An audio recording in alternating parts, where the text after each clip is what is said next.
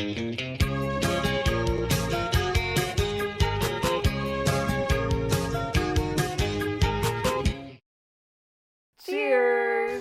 Welcome to Movie Bitches, episode 251. Tonight we're reviewing Barb and Star Go to Vista Del Mar.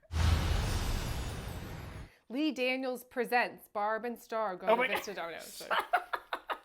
First things first, shout out to our wine sponsor, Wink. Go to trywink.com/moviebitches. You get $22 off your first month of wine. Second things second, shout out to our Patreon supporters. $5 a month gets you early access. $10, you did it too early. $10 gets you access to our viewing parties. Third things third, make sure to click subscribe, thumbs up, share, tell all your friends. Watch Barb and Star with Avaryl and Andrew. That our names don't really work. No. My name doesn't rhyme with nothing. Avaryl? No. It does not rhyme with anything. Anything. It's a proven. It's like orange, right? It just doesn't rhyme with anything. Wow. Yeah. Anyway, so Barb and Star Go to Vista Del Mar. I'm just going to go ahead and say, I don't know how you feel, but I personally am obsessed with this movie. I liked this movie. Again, I thought it was too long for a comedy. I mean, how long was it? It was an hour and 40? It was an hour and 47. So like 10 to 15 minutes for me in a comedy really makes the difference. I didn't think this movie was bad. I maybe had high expectations because everyone was talking about it. I thought some things worked and some things didn't. And I would have liked the characters some of them perhaps to be slightly more three-dimensional. So I could have kind of gotten into it more. I get that. It's silly nonsense. But yes, I get that. I mean, so for me, basically, Barb and Star Go to Vista Del Mar is Kristen Wiig, her writing partner from Bridesmaids. Yes. Annie Mumolo, who obviously is not as well known because she wasn't on SNL and blah, blah, blah. But Right. Because Kristen Wiig, I mean, this whole movie feels very SNL skit-y turned into a film. And also like Zoolander 2. Well, that's what, basically, I like to describe this movie as Austin Powers meets Golden Girls with a heavy dash of Zoolander. 2, I would say. Specifically Zoolander 2. Yes. Which you and I are both on record in saying that we both enjoyed at the time. I did enjoy at the time. I think it helped that we had already established all those characters in a previous film. So it could be that dumb, but we already kind of care-ish about them and know what's going on. Sure. Like I said, some things worked for me and some things I could tell there was like, all that fast talking, back forth, like there was a lot of improv. Yeah. And for me, this movie could have used a Kill Your Darlings cut. I still liked it. I still thought it was really funny, had fun stuff going on. It was colorful. It's a light, silly time. It seems to be the perfect movie to watch right now. Yes. But for me, it didn't land. It wasn't firing on all cylinders, comedy-wise for me. That's where I landed. I would say, for me, it was like 8.5 to 9 out of 10. For me personally. I love it. That's great. I love that. How in this movie Jamie Dornan was the best and funniest part, I don't know. I'm shocked those words are coming out of my mouth. It happened. Shocked. This is maybe the only role for him is himbo. Yes. I realized why he was so horribly cast in 50 Shades. And that's because he's a big ol' bottom. Like, he is the bottomiest bottom I think I have seen on screen in a while. And I was like, no wonder they should have switched roles. She is the cold dominatrix. She should have been the dom top, and he should have been the big old sub bottom. That's not the plot. And then it would have worked. That's not the plot. We need some big James Spader energy. That's what we needed. Yes. Even Garrett Hedlund. I'm putting it out there. I agree with that. I needed some like big dick energy, for lack of a better phrasing. Yeah, exactly. Yeah. It's an Jamie energy. Dornan, it's not a reality also. I'm not saying anything about Jamie Dornan. I'm just saying it's an energy.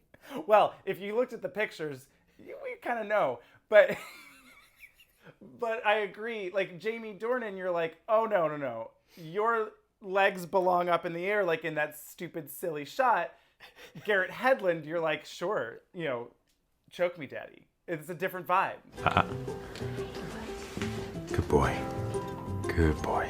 Different vibe. But yes, Barb and Star go to Vista Del Mar. Well, I also thought, so, the credits are rolling and I'm going, Wendy McClellan-Lovey. No, how do you say her name? Wendy McClellan. McClellan. Lovey? Wendy McClellan-Lovey. Glenn Close, but no cigar. You don't know who that is? From Reno 911? She's fabulous. She's in the movie for 10 seconds. She's the one that's like, hey, I just got back from Vista Del Mar, girls. Boop, boop, you should go. Here's the brochure. That's her. But she's like, She disappeared from the film. Michael Hitchcock, who is hilarious from Best in Show. He plays the hotel manager guy in the big song and dance number. Disappears from the movie. So, I don't know. I was like, no, I love you. Come back. Sure. Well, I mean, I think, yes, I get that. But also they had such a crazy cast. I mean, like, Talking Circle, definitely an SNL skit. Welcome to Talking Club. Talking What's Club. Today's topic? Talking Club. Loved Vanessa Bayer. And Phyllis from The Office is there, who shows up. And I feel like Fortune Feimster was in there. Yep. In the talking circle. I like looking at wicker, but I don't like sitting on it. I just thought that it was going to come together, I guess. So it starts and, like, I thought the two plots were going to come together.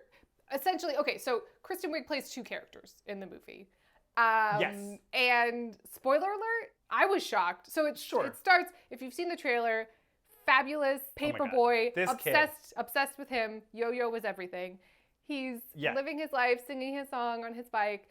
And then Barbara Streisand. When the lasers showed up. Okay. Yeah, no, I'm sorry. I just have to pause because I did realize the perfect way to explain the tone for me of this movie is that they use the Ethel Merman disco edit of The Sun'll Come Out Tomorrow. The sun'll come out tomorrow. Bet bottom dollar that tomorrow.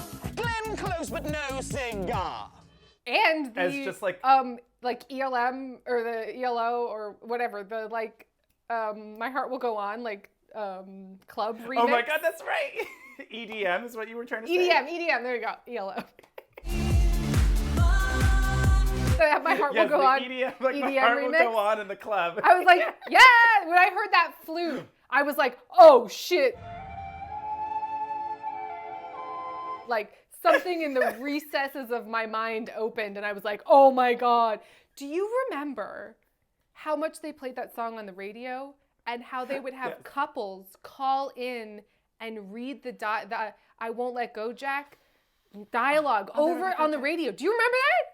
They would call in and say, but they would use their names and they'd say, I'll never let go, Trevor, or whatever it is. And that was like a thing people would do. Wow. So anyway, that really brought me back. Anyway, Sorry. I felt like, ooh, the tone, the music cues, that's the perfect way to encapsulate it. But yes, anyway, we have, the layer elevator button. Well, when it, the trailer did do a good job of not showing any of this. Right. So he's riding his bike, boop, boop, oh, I'm a little paper boy. A laser beam comes out and scans him, and a tree opens up a la the Pit of Despair from Princess Bride. And I was like, what's this now? What's happening? What's this?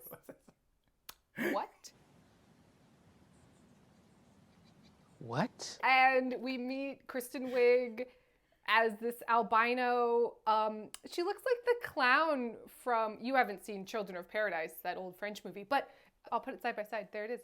Well, also, though, I really liked, someone did a side-by-side of Johnny Depp from Charlie and the Chocolate Factory with his little red goggles. Oh, terrifying. And then her with the white goggles. Yes. And it was like... It was that. The devil on my shoulder and the angel on my shoulder or whatever. It was like... It was that. Yes. It was that. I was much more interested in this diabolical Dr. Evil Kristen Wiig than I was with Barb and Star. I didn't dislike them, but I was just like, there was plot. There was something happening where a lot of the Barb and Star stuff was jokey back and forth, fast talky, improv stuff. And since it wasn't quite like gelling for me and I wasn't cracking up, I was like, let's go back to the Blade Runner 2049 layer. Where's Jared Leto? What's going on? Did they reuse the set? What's going on? Jamie Dornan's there as number 2. You know, it was great. I was having a good time. Yeah. For me, it's like, it was obvious that Kristen Wiig was playing both parts, right? Both parts. And there's this whole sort of revenge plot. We don't know what it's about at first. They're cutting back and forth between them. I was like, oh, so they will be long lost twins, and she's the twin that was in the attic that had, you know, her medical condition. Right. No. And there'll be some dramatically, you know, stupid over the top, oh, I was trying to kill you, but now let's be friends, blah, blah, blah, blah, blah. And they never came together in that way. And there's even a part where Kristen Wiig, as evil Kristen Wiig, is like looking at pretty, quote unquote, Kristen Wiig and saying, oh, she's so beautiful. And I was like, oh, so because they're the same person? Like, she had a moment where she was looking at the photographs. Yeah. And she was like, oh, she's so beautiful. So I just really thought that was going to happen, but it's fine. It didn't happen. It didn't. For me, I was like, that's Kristen Wiig, right? Okay. That's Kristen Wiig, though, Wait, right? It was like, I'm pretty sure that's her still playing a different character. But, like, to me, it was always just like, well, they're different characters, and it's just, isn't that silly? Kristen Wiig will be playing all the parts. I will be playing all the parts. Thank you. I thought the plot was going to become slightly more involved or complicated, and it was fully just, they go on vacation, dumb things happen. Simultaneously, but completely unrelated, evil Kristen Wiig is seeking revenge on not even the same people that hurt her in her childhood, just the event. Just the event that she was embarrassed during. Yeah. I mean, you know, it's stupid. It's fully dumb, yes. But, you know, some of the stuff was really funny. Patrick Bristow shows up. He's the evil scientist guy that was like, aren't we just getting rid of rabies-ridden animals? And we're not? Oh, my God. I always find it really dark when villains use the tool of destruction against the creator. There's like something... Yeah, it was sad. Yeah. I was sad. And when Andy Garcia shows up as Tommy Bahama. That scene was strange to me. So strange. I mean, obviously it didn't help. I watched it alone and sober. I feel like if you had friends and you were drunk, this would be more fun. But I still think, because there was stuff I laughed at. I just wasn't like keyed in the whole time. Like all the stuff with the piano bar player, I was dying. Oh my God. Boobies on vacation. Like I was like, and then this, I'm loving it. It's all the sets of boobies, and I want them in my face. Hello, boobies. Yes, I'm obsessed with this. And then what was the one where, like, that got dark. He's like, all my friends from high school are dying. And I was just like, oh, what? Whoa. Several of my friends from high school have recently passed. That kind of stuff totally landed for me. But there was other stuff where I almost wish, like, a David Wayne had directed this, where there's a really fine line where you're directing something absurd, where you want to telegraph part of the joke, but not the whole joke. And so that you're still surprised. So like a joke that worked in this, she's like, oh my God, I'm just going bananas. And she goes, ta-da! And like there's a, you know, coconut noise or whatever. My head is just a little... That's my cell phone. Oh. And it's even funnier because you only expected the first half. Something that didn't work for me, they're both sneaking out to go meet Jamie Dornan, and it's so completely obvious that Kristen Wiig has made a pillow body of herself, and the camera takes forever to pan up to, and there's the pillow body. So it was like things totally hit for me and then didn't hit for me. And so it was just a mixed bag. Sure. I guess they were trying to show that she had drawn a fake face on the pillow, because then she later goes, and I ruined that pillow. I ruined that pillow. Which to me was silly. That was silly. It was not the most successul joke, but yes, it made me laugh. So I don't know. That was just an example of like, I know where this is going, and it didn't really subvert it where other things did. It's a really fine line. I mean, I was going to say, for me, I had a hangover after watching this movie because I was just pouring more wine and having the best time. So, you know, maybe that makes the second half not feel as long when you're wasted. It wasn't even that it felt long by the end. I just think if it had just trimmed little bits throughout, because it was like a half an hour, I think, before they really get there. The plot, and like they starts going. We take 15 minutes to introduce Barb and Star, and like 15 minutes to introduce evil Kristen Wiig. I just think the pacing could have been ever so slightly for a comedy trimmed up. But your dong touched my heart. That's how, I mean, that landed. That was so funny. You know what I mean? There was stuff that was really funny. Seagulls on the sand, can you hear my prayer? I mean, that just felt like a Lonely Island sketch. Like, I was like, and where's Andy Samberg in the background? Seagulls in the sand, can you hear my prayer?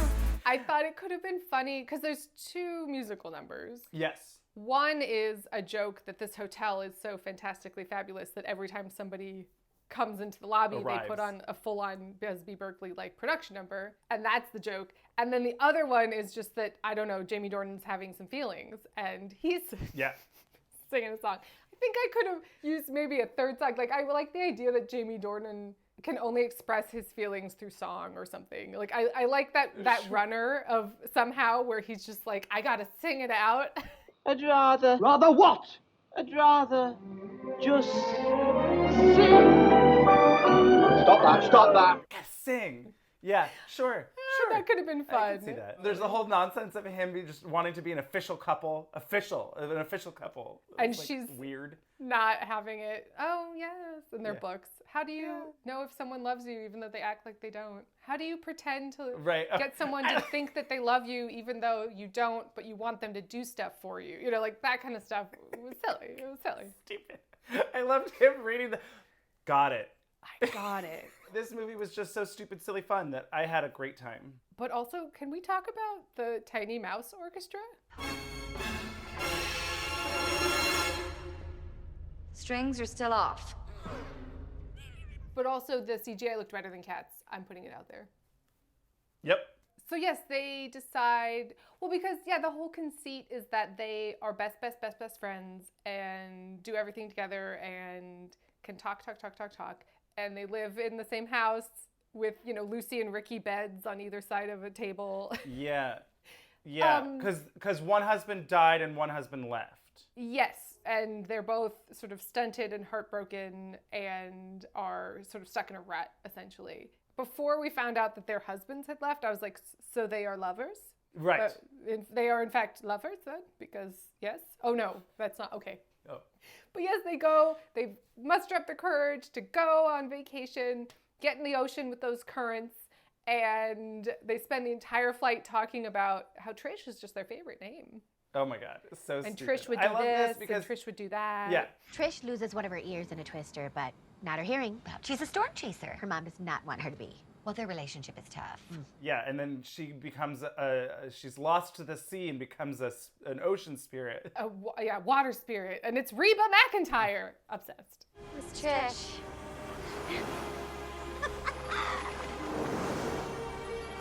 It's like, of course, why not? Nonsense. This movie was the first time in a very, very, very long time. But again, going back to the Zoolander vibes, where the first time I watched Zoolander, I was, 14 years old or something. And I immediately rewatched it. Oh. I was like, I have to watch this again. I think I put on the commentary track or whatever. I was like, I have to learn. Because there's so many, jokes and intonations. And, this is a movie that I feel like I would quote in the future. I haven't felt the desire to rewatch a movie in a long time. I know. I'm trying to think of what movie I like. Pretty in Pink. I watched it, hit rewind on that VHS tape, hit play. I have to see this again. I am confused about my feelings for James Spader. I have to watch this again. He seems to be a full asshole. Huh. And yet, and the fashion. But anyway, yes, I could see this becoming cult classic. Again, for me, it was not, it didn't reach the heights of a Wet Hot or even, I still think Spring Breakdown, Controversial Statement, is funnier than this. I don't think it's funnier than this personally, but I do think it's funny, and this gave me really good Spring Breakdown vibes. Yeah, I think for me, I connected more with the characters in Spring Breakdown. I understood, their plight. Yes. I didn't really connect with anyone except maybe Jamie Dornan, which is, I'm so incredibly shocked that I am he was great. What has happened? Because I also thought, I love Damon Wayans Jr., but I thought his character was okay. Oh, I thought his character was absolutely the worst, and I did not care for any of his scenes. That was certainly the weakest part for me. None of it landed. I was like, cut all of this. What did it have to do with anything? It was sort of like, how did she rope him into this, and why does he care? Right. What's his motivation? Like, I understand that Jamie Dornan's in love with her. His whole monologue about 14 kids, and I was trying to sell my shit to the farmers, and she found me and seduced me, and... I even tried to sell my poop to farmers, saying that it was fertilizer. She started to seduce me as the errands became more criminal. I fell under her spell. That was Jamie Dornan gives like a whole, when they're trying to like escape in the ropes, and he like gives a whole monologue about why he is who he is. You don't remember this? Escape from the ropes? Jamie Dornan has tied up Barb and Star. And Oh, right. I wish we didn't pack these ropes. And like, that was silly. And then he gives a whole monologue about how he grew up and he was the oldest of 14 kids and he didn't have any money, and he was trying to sell his shit to farmers and convince them it was fertilizer and Oh yeah, I do remember that. Or they attempted to give him a backstory. Yeah. And all this stuff of like yo-yo and I'm so glad I kidnapped that child. Okay, just like, Sure. There were certainly aspects that like there were things that were throwaways that were just thrown away. They weren't hilarious. I mean, my favorite one was, we need to borrow your jet ski. Sir, can we please borrow your jet ski? It's really important. Don't explain. I need no further information. That was hilarious. Yeah. That's the kind of stuff that I loved. And then there was just a little bit too much of, like, why did they even bother with the plot of them going to that shitty hotel if then it was just going to be like, oh, we got you into the nice, you know what I mean? It was just like, we're wasting time. I don't care about this. Absolutely. That's very true because like literally it didn't matter. No. They could have just gotten a room and been like, oh my God, this is so great. There was no petrified underwear. Oh, God. Let me just grab this towel to wipe I did not need to see the close-up of that hot dog soup twice. I'll be honest. I was not interested in seeing that. Yeah, I think you're right. I think that you could have certainly cut the motel. Didn't matter. Just go straight from the musical number into, oh, Star, look at our room. Isn't this beautiful? Whatever. 611? Oh my God, we're 124. That whole thing with like, you get a treasure at the bottom of this drink and it's drugs. You know, it's like... Drugs. I mean, I thought that was stupid. And then like this whole drug trip was silly and fun. And like we said, the Titanic EDM. I mean, I did love that. So they wake up as like a sandwich, you know, and I did love that it's fully implied that they just all had a three-way. Like, it's just like, oh yeah, we fucked all night. I enjoyed that it wasn't like, oh my God, what did we get up to? And then like they tried to just kind of be like, it wasn't, oh, did we fuck? Oh no, not really. We just danced. It was like, we had a full three-way. Like, yeah. We did it not every which way. It's not multiple talked times. about. It was great. I had a three-way with my best friend, and it hasn't changed anything at all. They're Barb and Star. Oh my Stars. Oh my star. Oh my gosh, when they do the flashback to we get evil Kristen Wiig. I don't remember her name. Did she had a name? I can't remember. I have no idea. You get a flashback of evil Kristen Wiig's backstory when they were just like, they called me names like Pale Girl and White Devil. They would call me names like Pale Girl, White Devil, and Asshole. I was thinking about Ace Ventura too. And did you just call me White Devil, White Devil? Did you just refer to me as White Devil? This how they knew you. Leave that part out from now on. Have you haven't seen it? No. I don't think it holds up, but oh boy. Probably not. Did I watch that movie a lot, and it's kind of hot in these rhinos, yeah. It's such a fine line for me when it's like dumb on purpose, and for me, this mostly worked. Mostly. I think if it was like 90 minutes, and because the plot is so simple and doesn't matter, let's, keep it moving. Yeah, even if you just got rid of the motel scene and all of, unfortunately, of Damon Wayans Jr. Well, it didn't make any sense because so Jamie Dornan has a three-way with them. He's keeping the microchip in the MacGuffin in his belt buckle. He drops his belt buckle. He still has the belt, so presumably it's still on the floor. And I was like, I have to get it. Wait, hold on. Hold on. Wait. Oh, I think we're okay. I'm talking. I think we're okay. 1, 2, 3, 4, banana. 5, 4, 3, 2, banana. Yeah, I think we're good. 5, 4, 3, 2, banana. 5, 4, 3, 3, 2, banana boat. Banana. Oh, forget the banana boat. It's a real tit flapper. Real tit flapper. Oh, I wish Cecily Strong had shown up. Yes. Yeah, yes. Always. But yeah, so he has the microchip in his belt buckle. He takes it off when they're having their three-way. Presumably, the microchip is still on their floor, but he has to get a replacement one instead of just sneaking back into their room.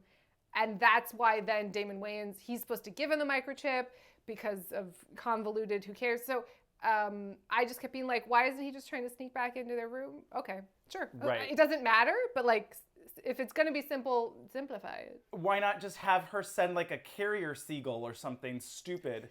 You know, Something like dumb. here, we're sending you a new and it's like a chip robot via- seagull, you know, and it's like lands on his balcony and just love it. Seagulls in the sand, can you hear my prayer? I mean, we haven't even talked about culottes. We haven't even discussed culottes. We haven't even talked about the culottes. Oh my God, this was so stupid. I love that it starts with a definition of culottes. Yeah. Yeah, I would say it's a fun watch. For me, it didn't like fire on all cylinders, but it was totally fun and funny and like light. Perfect thing to watch right now. Probably best if you get drunk, and if you don't have someone at home to watch it with, perhaps hit play at the same time and text each other. And your text will just Certainly be that. culottes, culottes, culottes, boobies, boobies, boobies. Boobies! That piano player, I was like, I want a whole movie about this piano player. I'm obsessed. I wanted way more of that to just keep showing up and it to get darker and darker as it went on. Sure. Yeah, no, I will say, so like right now it's streaming for $20. And I do think that's a little steep, especially if it's just you. You know what I mean? Like if it's just one, that's a lot to ask. I'm sure it'll come down and then be streaming and whatever. So you could keep that in mind. So anyway, definitely worth a watch. Have fun. It's an escapist, silly dumb time. Silly dumb fun time. Cheers. Cheers to Barb and Star. That went a little piratey. Yeah. Barb and Star instead of like Barb and Star. Oh, that for some reason I just went to Dodgeball and then I went to Alan Tudyk and I was like, oh, love him. Can he show up? I love Alan Tudyk. I will say though, Dodgeball doesn't hold up. I'm sure not. There's still funny parts. Throwing a wrench at someone's face. It's hilarious. Yeah. But other If stuff you is can like, dive a wrench, you can dive a ball, dodge a ball or whatever. But yeah, no, for the most part, movie doesn't hold up, but there are still funny parts about it. yeah. But I was bummed because I used to love Dodgeball. But Alan Tudyk holds up. Love him. Holds up. Cheers. Cheers. to Trish. It's trash. It's Trish. It's so stupid. I'm just a fun-loving water spirit named Trish. Bye-bye.